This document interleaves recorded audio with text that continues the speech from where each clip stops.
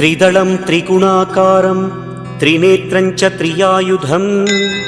त्रिजन्म पापसंहारम् एकबिल्वं शिवार्पणम् त्रिशाखैः बिल्वपत्रैश्च अच्छिद्रैः कोमलैः शुभैः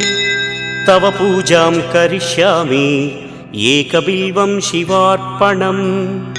कोटिकन्या महादानं तिलपर्वतकोटयः काञ्चनं शैलदानेन एकबिल्वं शिवार्पणम्